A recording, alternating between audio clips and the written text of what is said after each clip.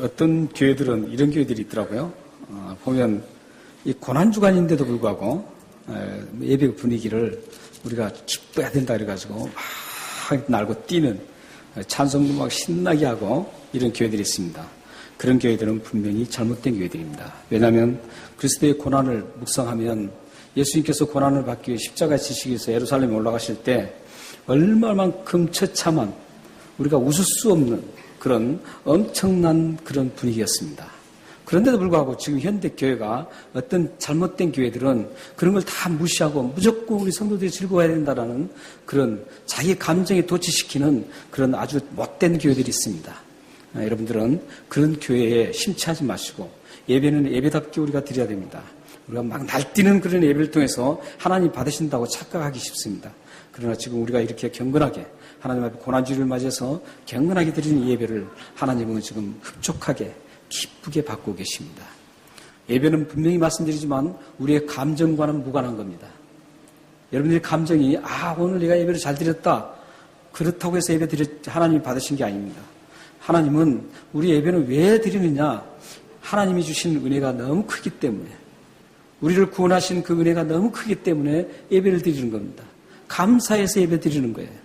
그렇기 때문에 우리 예배를 통해서 우리가 뭔가 보상을 받겠다라는 그런 심리도 다 버려야 됩니다.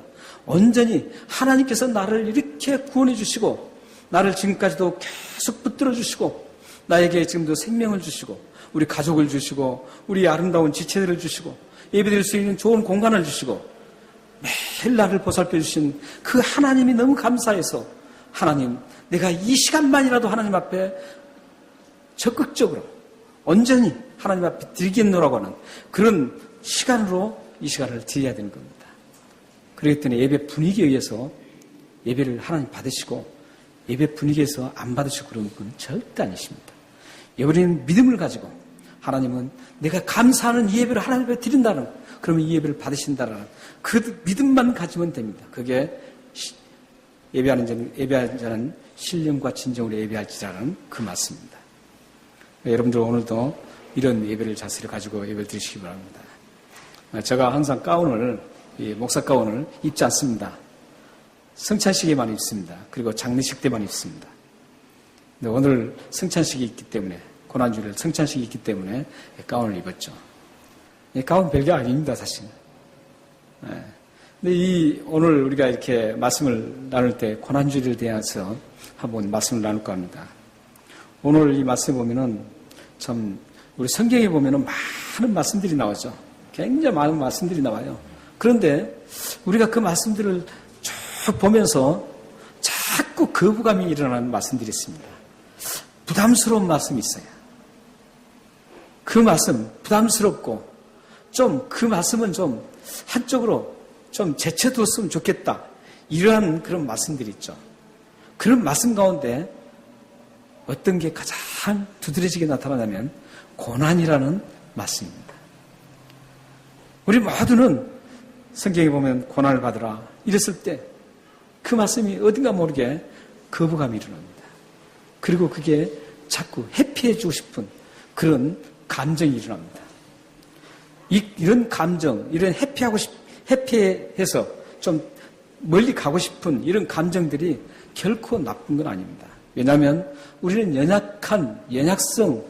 연약성을 가진 인간이기 때문에 어쩔 수 없는 자연적으로 일어날 수밖에 없는 그런 감정이고 그런 우리의 행동입니다. 그렇기 때문에 그걸 나는 왜 이렇게 고난에 대해서 자꾸 멀어지려고 하느냐 하기 싫냐 이것은 그래서 거기에 대해서 자꾸 너무 부담 가질 필요는 없습니다. 우리의 고난은 우리가 연약하기 때문에 그럴 수밖에 없는 우리는 자연스러운 인간이라는 겁니다. 그래서 그 고난이 왔을 때 회피했어도 그걸 그냥 버렸을지라도 그거에 대해서 부담을 갖지 마시기 바랍니다. 왜냐하면 하나님은 우리의 연약성을 다 알고 계시기 때문입니다. 그런데 이 고난에 대해서 참 우리는 싫어해요. 좀 안 받았으면 좋겠어요. 모든 사람들이 다 똑같은 그런 감정이에요. 예수를 믿는 사람이고 믿지 않는 사람이고 똑같아요, 이것은. 누가 힘든 걸 좋아하겠어요? 누가 어려운 걸 좋아하겠어요?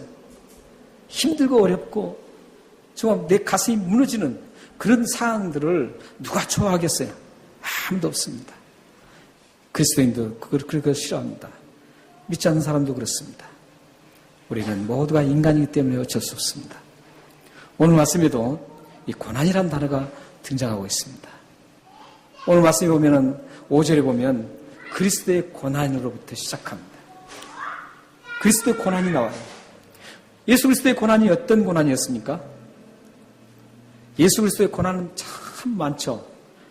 그 고난 중에 예수 그리스도의 최고의 절정, 클라이막스적인 고난이 바로 십자가의 죽으심입니다.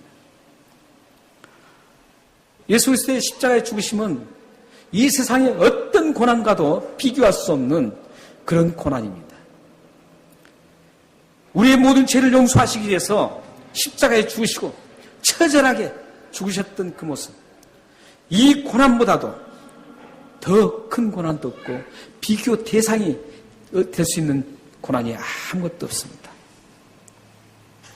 지금 5절에 보면, 5절 한번 보십시오. 5절 보면 그리스도의 고난이 이렇게 시작하고 있죠. 그리스도의 고난이 우리에게 넘친 것 같이 우리가 받는 위로도 그리스도로 고난으로 말미암아 넘치는도다. 그런데 이상한 게 있습니다. 6절부터 보면은 이 고난이 예수님만이 고난을 당했다라고 하지 않고 그 고난이 고스란히 바울에게도 고난이 주어지고 또 고린도 교회인 성도들에게도 고난이 그대로 전달되고 있다라는 것. 예수님의 그 고난이 예수님의 고난으로 끝나지 않고 이상하게도 그 고난이 사도 바울과 고린도 교회의 성도들에게 고스란히 전달되고 있다는 겁니다. 이 얘기는 바로 예수님의 고난이 우리에게까지도 그대로 전달된다는 겁니다.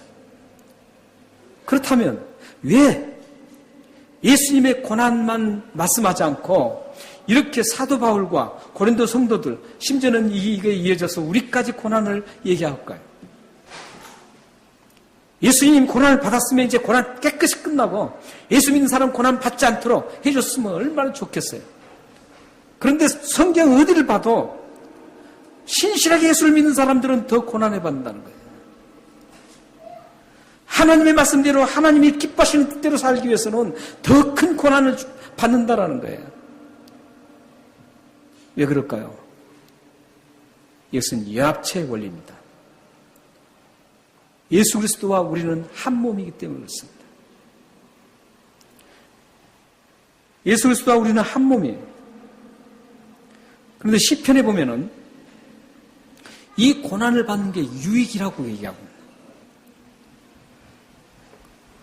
고난을 다 싫어하는데도 불구하고 시편 기자는 예수님의 고난도 유익이고 사도 바울의 고난도 유익이고 고린도 교회 성도들도 유익이고 우리들의 고난도 유익이라는 거예요. 우리는 자칫하면 이해할 수 없습니다. 그러나 성경 말씀이 유익이라 그러면 분명하게 그것은 유익이에요. 믿으시나요? 성경 말씀이 시편 119편 71절에 분명히 고난은 내게 유익이라고 말씀하셨기 때문에 우리에게 분명히 유익이 되는 겁니다. 물론 그 뒤에 왜 유익이 되는가를 또 말씀하고 있어요. 그런데 그것은 지금 생각할 것이 아닙니다.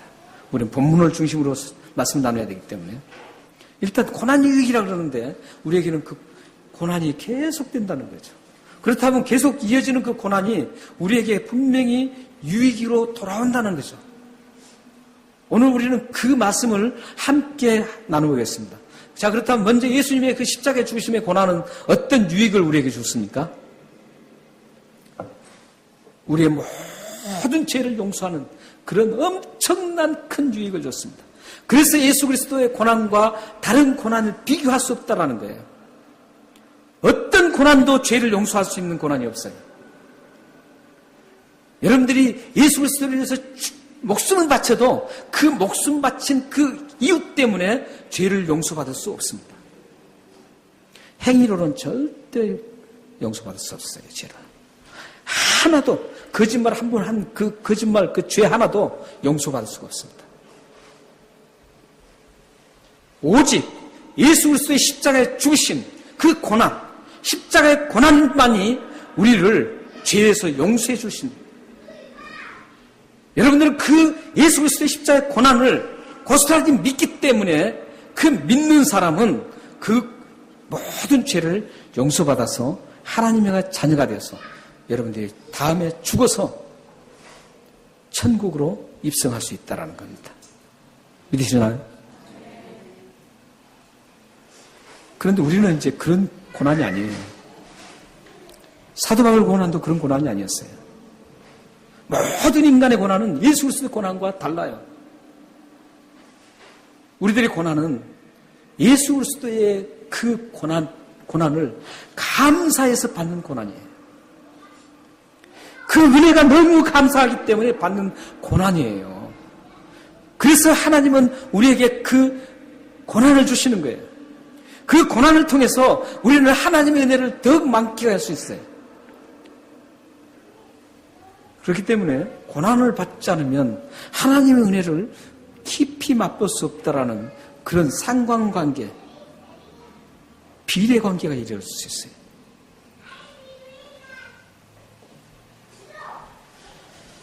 우리는 이 예수 그리스도의 그 고난이 우리의 그 고난으로 계속 다가오고 여러분들은 그 고난에서 우리는 같이 있습니다. 왜냐하면 예수 그리스도가 우리의 머리 되시고 에베소서 4장 15절 16절 말씀에 있는 것처럼 그리스도는 머리가 되시고 우리는 모든 지체에 있기 때문에 하나로 다 붙어있는 한 몸이기 때문에 그렇습니다. 예수 그리스도가 고난을 받으셨으니까 자연스럽게 그 고난이 이어질 수밖에 없고 그 지체 중에 하나인 사도 바울도 예수 그리스도 고난을 이어받을 수밖에 없고 또 거기에 붙어있는 고린도 교회 성도들도 그 고난을 이어받을 수밖에 없고 우리들도 그 지체에 붙어있으니까 우리의 예수 그리스도의 고난을 그대로 전달받습니다. 만약 여러분들이 이 지체에 붙어있지 않는다면 그리스도의 고난은 안 받게 됩니다. 그러나 여러분이 예수를 믿는 즉시 이 예수 그리스도의 몸에 붙게 되기 때문에 마치 요한복음 15장에 있는 포도나무 비유처럼 예수님의 원 가지고 우리는 그 가지에 붙어 있기 때문에 열매를 맺으면 같이 열매 맺고 고난을 받으면 같이 고난을 받게 되는 거죠.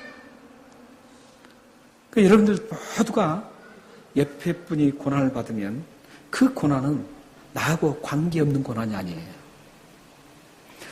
우리 그리스도인의 원리는 옆에 분이 우리 지체 중에 한 사람이 고난받으면 그 지체만 고난받는 게 아니라는 거예요.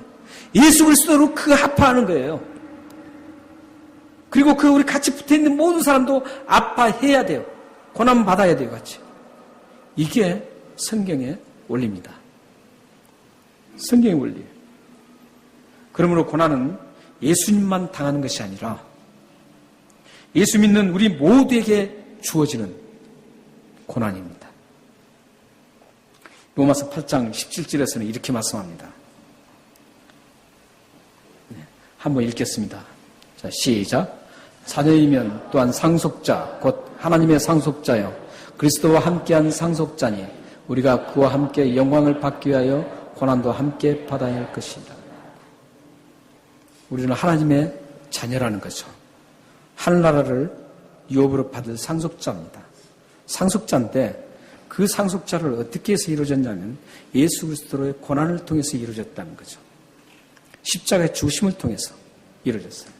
십자가의 죽으심을 통해서 이루어졌는데 그런데 그게 거기서 끝나지 않고 우리가 그와 함께 예수님과 함께 영광을 받기 위해서는 무엇을 받아야 된다고 함께 받아야 된다고요? 고난을 함께 받아야 된다는 거죠. 그렇기 때문에 고난은 우리에게 필수적이에요. 우리 삶의 그림자처럼 따라다니는 게 고난이에요. 예수 믿는 사람들에게는 그림자처럼 고난이 따라올 수밖에 없어요.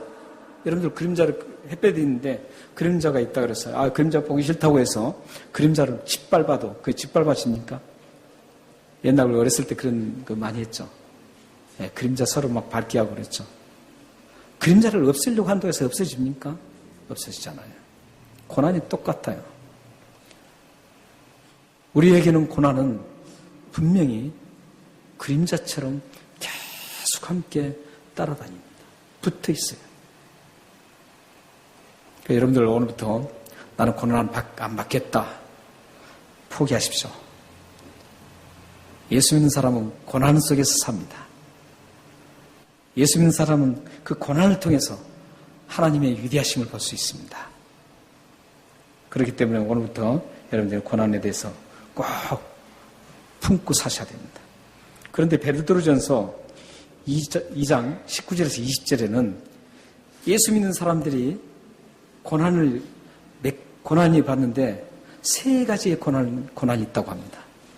한번 읽어보실까요, 다시? 자, 시작. 부당하게 고난을 받아도 하나님을 생각함으로 슬픔을 참으면 이는 아름답나. 죄가 있어 매를 맞고 참으면 무슨 칭찬이 있으리요. 그러나 선행을 함으로 고난을 받고 참으면 이는 하나님 앞에 아름다우니라. 고난이 세 종류가 있습니다. 하나는 뭐예요? 부당하게 고난받는 게 있습니다. 이것은 예수님을 위해서 고난받지 않는, 고난을 받을 수도 있고 받지 않는 겁니다. 그래서 이것을 옛날 성경에는 애매한 고난이라고 했습니다. 애매하다. 그래서 애매한 거예요. 그러니까 예수님을 위해서도 고난을 받을 수 있고 그러면 부당하다는 거죠. 이제. 왜 부당하냐면 이 말씀은 어떤 말씀이냐면 종이 있어요. 종이 있는데 아주 못된 주인을 만났어요. 종이 열심히 일하는데도 주인이 계속 힘들게 하는 거예요. 고난을 주는 거예요. 그 고난을 말하는 거예요. 지금. 부당한 고난이에요. 그냥 받지 않아도 되는데 받는 거예요. 여러분들이 이제 사회생활 하다 보면 그런 것도 있죠. 사회생활 하다 보면 상사가 말이죠. 계속 나를 계속 짓누르는 거예요. 똑같이 다른 사람과 똑같이 잘못했는데 그 사람은 괜찮고 나만 자꾸 세상 말로 갈구는 거죠. 그러다 더 심하면 어때요? 쎄까시켜요. 잘라버려요. 그것 때문에 막 참는 거죠. 안 잘리려고. 우리 세상 살다 보면 이런 부당한 그 고난이 굉장히 많아요. 상관관계뿐만 아니라 친구 관계에서도 막 일어날 수도 있어요. 심지어는 우리 교회 안에 지체들 가운데서도 일어날 수 있어요. 이런 관계는. 지체 안에서 말이죠. 나는 별거 잘못한 것 같지 않는데 그거 가지고 자꾸 공격을 하는 거예요. 그럴 수도 있단 말이죠. 이게 부당한 고난이에요. 이건 주로 세상에서 일어나는 고난이에요. 그리고 하나는 뭐예요? 20절에 보면 죄가 있어서 매맞는 고난이에요. 죄를 지어서 그 죄의 대가를 받는 고난입니다. 이건 누구에게만 주어진 줄 아세요? 예수 믿는 여러분들에게만 주어지는 고난입니다. 세상 사람들은 죄를 짓고 많이 해도 하나님께서는 그냥 알아서 내버려 둘 수가 있어요. 물론 하나님께서 칠 때도 있어요. 하나님 백성에게 다급할 때는 쳐요. 그러나 대부분 하나님이 그냥 내버려 둡니다. 왜 그런 줄 아세요? 다음에 지금까지 세상에서 받은 고난과 비교할 수 없는 고난을 받기 때문이에요. 그게 어디예요? 지옥이에요. 지옥의 고난은 비교할 수 없어요. 상상할 수 없는 고난이에요. 처참해요. 그 불구덩이에 파이어 렉키라고 그랬죠. 여기 지금 나라빈에 렉크가 있어요. 시드니 근교에는 맥쿼리 레크 막 이런 레크가 많지만 시드니 자체 내에서는 이 나라빌 레크밖에 없어요. 얼마나 우리가 좋은 데 사는지 몰라요. 이 나라빌 레크 굉장히 크죠. 이 나라빌 레크 저게 조그만 하잖아요. 맥쿼리 레크 얼마나 커요. 근데 저 자체가 물이 아니라 완전히 막 불이 막 타오른다는 말이죠. 불이 막 보통 불이 포철 같은데 포스코 그런 불은 아무것도 아니죠. 그런 엄청난 불이 타오르는 곳에서 차라리 죽었으면 좋겠는데 죽지 않아요. 죽지 않고 계속 그 뜨거운 고통에서 아우성치는 곳이 지옥이라고요. 그런 고난이 기다리고 있기 때문에 이 세상 그거 아무것도 아닌 고난 그냥 하나님께서 내버려둬요. 잘 살아라고. 그런 고난이 있어요. 그러나 예수 믿는 사람들은 다음에 그 고난을 안 받잖아요. 그 고난을 안 받아요. 그렇기 때문에 하나님은 이 세상에서 징계를 하는 거예요. 그래서 히브리서에서는 사생자에게는 채찍을 듣지 않는다 그래서 징계하지 않는다고. 하나님의 아들에게만 하나님께서 채찍을 드는 거예요. 왜냐하면 이 세상에서 바르게 가라고 또 다음에 그런 징계를 받지 않기 때문에 그러는 거예요. 그래서 저기에 지금 20절에 나오는 저 대목은 여러분들이 죄를 지었을 때 당하는 고난이에요. 잘 분석하셔야 돼요. 분석을 잘해야 돼요. 내가 고난을 받았을 때 어떤 고난을 받는가 그 분석부터 잘 하셔야 돼요. 그리고 이제 그 뒤에 보세요. 선을 행함으로 고난을 받는다고죠. 이것은 그리스도를 위해서 적극적으로 일을 할 때 받는 고난이에요. 하나님 나라를 위해서 예수 그리스도를 위해서 내가 고난을 받는 걸 얘기합니다. 그 고난이에요. 근데 부당하게 받는 고난도 잘 참으면 뭐라 그래요? 아름답다 그러고 하나님을 위해서도 고난을 받는 것도 하나님께 아름답다 그럽니다. 그 고난을 여러분들이 참 아름답다 그래요. 똑같이 보고 있어요. 세상 사람들에게 당하는 고난이나 예수 그리스도를 때문에 받는 고난이나 똑같이 보고 있습니다. 그래서 우리 기독교는 이원론적인 종교가 아닙니다. 똑같이 아름다운 거예요. 대신 말이죠. 만약에 고난을 참지 못한다 그러면 어떻겠어요? 아름다운가요? 아름답지 않죠. 고난을 참지 않으면 아름답지 않습니다. 여러분들 고난을 많이 당할 수 있어요. 교회에서도 교회 일을 막 하다가 시기를 받아서 우리 교회는 이제 그런 분들이 없어요. 근데 들어보면 그런 일들이 참 많아요. 교회에서 열심히 하면은 시기가 나가지고 말이죠. 막 쪼는 거예요. 저는 이제 목사님들 많이 모이니까 그런 소식들 많이 듣잖아요. 저는 그래서 우리 교회는 그런 게 없으니까 저는 그래서 굉장히 저는 행복한 목회를 한다라고 우리 목사님들한테 얘기를 해요. 근데 막 좋아요. 교회 일을 열심히 하고 하나님 일을 위해서 열심히 하면 정말 박수 쳐주고 더 막 할 수 있도록 밀어주고 세워주고 이래야 되잖아요. 그런데 그게 아니에요. 막 핍박을 하는 거예요. 고난을 막 주는 거예요. 그랬을 때 여러분들이 반응을 어떻게 해야 될까요? 그렇게 했을 때 말이죠. 당신이 뭔데 말이죠. 막 나하고 이러느냐 하고 한바탕 말이죠. 쫙 붙고 그러면은 그 고난이 아름다운 고난으로 되겠어요? 아름답지 않고 추하게 보이죠. 추한 고난. 고난을 당했을 때 반응을 어떻게 하느냐에 따라서 아름다운 고난이가 될 수 있습니다. 여러분들에게 사소하게 일을 벌어지는 그런 많은 일들, 가정뿐만 아니라 사회에서 우리 하나의 공동체 안에서 또 친구관계, 인간관계 속에서 벌어질 때 고난이 수없이 일어나요. 작고 큰 고난들이. 그럴 때 우리가 반응을 어떻게 하고 대처를 어떻게 하느냐, 그게 굉장히 중요한 거예요. 그럴 때 그 고난을 하나님 나에게도 또 고난을 주셨군요. 이 고난을 제가 달게 지겠습니다. 예수님은 나를 위해 십자가까지 죽으셨는데 내 이까지 거 하면서 다 고난을 짊어지십시오. 그러면 그게 아름다운 하나님께 아름다운 고난으로 아름답게 드려지는 겁니다. 그래서 그러면 이런 고난들에게서 여러분들은 항상 이런 고난들이 그림자처럼 따라다닙니다. 그게 참 힘들잖아요.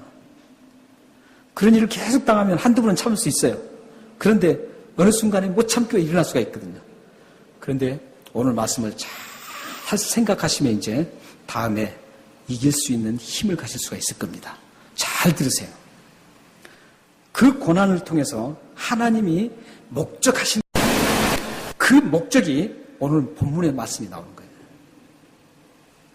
그 얼마나 힘들겠어요, 고난이. 고난이 그림자처럼 우리를 자꾸 물건들어지면 얼마나 힘들어요. 교회에 나오기도 싫어요.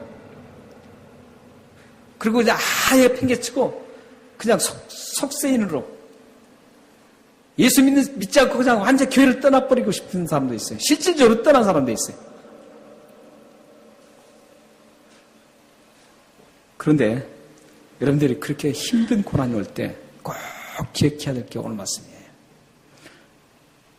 예수님도 이 말씀 때문에 십자가에서 승리하신 거예요. 자, 한번 보실까요? 6절, 7절 말씀을 한번 보십시오. 함께 읽겠습니다. 우리가 환난한 당한 것도 너희가 위로와 구원을 받게 하려는 것이요 우리가 위로를 받는 것도 너희가 위로를 받게 하려는 것이니 이 위로가 너희 속에 역사하여 우리가 받는 것 같은 고난을 너희도 견디게 하였느니라. 너희를 위한 우리의 소망이 경고함은 너희가 고난에 참여하는 자가 된 것 같이 위로에도 그러할 줄을 아니니라. 여기서 지금 키포인트 단어가 있습니다. 키포인트 워드가 위로라는 단어입니다. 위로. 이 단어를 깊이 생각하시면서 고난이 주어졌을 때, 힘들 때 이 단어를 떠올리셔야 돼요. 여러분들이 고린도후서 1장 이 6절, 7절 말씀을 그대로 기억하면 더 좋죠. 그래서 성경은 여러분들이 묵상, 메디테이션 하라는 거예요. 묵상을 하라는 거예요. 이 말씀을 오늘 여러분 가셔서 계속 묵상하십시오. 여러분들은 엄청난 파워풀한 그런 말씀으로 여러분들이 다가올 겁니다. 그래서 여러분들이 당하는 그 소소한 것뿐만 아니라 크게 당하는 그런 고난도 너끈하게 이길 수 있을 것입니다. 이 위로라는 단어예요. 위로. 근데 이 위로라는 단어를 우리는 여기서 나오는 위로라는 단어를 우습게 생각하면 안 됩니다. 이렇게 생각할 수가 있죠. 힘들어요. 힘들 때. 그래. 참 힘들지. 어떻게 하면 좋니? 너 이거 견딜 수 있을 거야. 이게 위로라고 생각하잖아요. 요한복음 14장 26절에도 26절에 위로라는 단어가 또 나옵니다. 거기는 보혜사, 성령님을 보혜사라고 나와요. 한번 읽어볼까요? 자, 시작. 보혜사 곧 아버지께서 내 이름으로 보내실 성령 그가 너에게 모든 것을 가르치고 내가 너에게 말한 모든 것을 생각나게 하리라. 이 보혜사는 성령님을 말씀하는 거예요. 보혜사라는 뜻이 뭔 줄 아세요? 위로자라는 뜻이에요. 그리고 카운슬러, 상담자라는 뜻이에요. 그러니까 성령님께서 우리가 고난을 받을 때 성령님께서 우리에게 위로를 해주시는 거예요. 그런데 그 위로가 야, 너 참 불쌍하다. 안 됐다. 어떻게 하면 좋니? 이렇게 한번 해보려. 그렇게 한번 해봐. 그러면 될 거야. 이런 수준의 위로가 아니에요. 여기 나오는 말씀은. 여기 나오는 말씀은 어떤 위로냐면요. 우리를 구원해 주시고 어떤 큰 문제가 일어나도 그것을 완벽하게 건져내는 그 위로를 말하는 거예요. 그러니까 이런 문제를 당하면은 그것을 성령님께서 위로를 해주신다는 것은 그 문제를 그대로 두지 않고 그냥 이 얘기만 해주는 게 아니라 그 문제를 확실하게 해결해서 건져주신다는 거예요. 이게 오늘 나오는 위로라는 말씀이에요. 그러므로 그 아까 말씀 나눈 것처럼 고난을 당한다는 말이죠. 고난을 당하면 하나님께서 분명히 나를 위로해 주신다. 이 고난을 그대로 두지 않고 꼭 건져주신다. 이걸 생각하시는 거예요. 그러면 여러분 삶에 하나님께서 이김을 주시는 거예요. 그걸 믿고 버티면 하나님께서 그 문제를 깨끗하게 처리하시고 그곳에서 건져주신다는 겁니다. 이게 믿음이에요. 여러분들 하나님 축복 따라하는 게 믿음이 아니에요. 이런 게 바로 믿음이라고요. 그렇기 때문에 여러분들이 앞으로 어떤 일을 당하고 우리 인간관계, 우리 지체들과 관계, 세상에서 그 힘든 일, 이런 게 났을 때 그 고난을 먼저 분석부터 해야 돼요. 어떤 분석이에요? 내가 부당한 고난을 받는가? 아니면 내 죄 때문에 고난을 받는가? 그것은 당연하게 치러야 돼요. 회개해요. 그것을 회개하면 벗어날 수 있어요. 회개하면. 그 고난은 회개가 필요해요. 그리고 하나님 일을 열심히 하다 고난받는 것. 이런 고난이 왔을 때는 꼭 참고 믿음으로 주를 바라보는 거예요.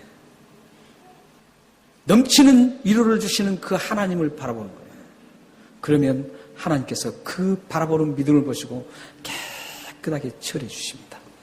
믿나요? 사랑하는 여러분, 우리는 고난 속에서 살 수밖에 없습니다. 우리의 삶에는 늘 고난의 그림자가 따라다닙니다. 그럴 때 여러분들은 어떻게 이 고난을 처리할 것입니까? 사랑하는 여러분들의 삶에 이 고난을 하나님만 바라보는 고난 극복을 하시길 바랍니다. 하나님을 인정하고 하나님의 살아계심, 못할 것이 없는 하나님, 그 하나님께서 이 고난도 나를 건져주실 것이다. 위로해 주신 그 하나님을 바라보시길 바랍니다. 그러면 여러분의 삶에, 여러분의 가정에, 여러분의 자녀들의 삶에 늘 하나님을 찬양하고 감사하는 그런 하나님을 맛보는 그런 기쁨과 승리의 삶을 여러분들이 사실 수 있을 것을 믿습니다. 기도하겠습니다.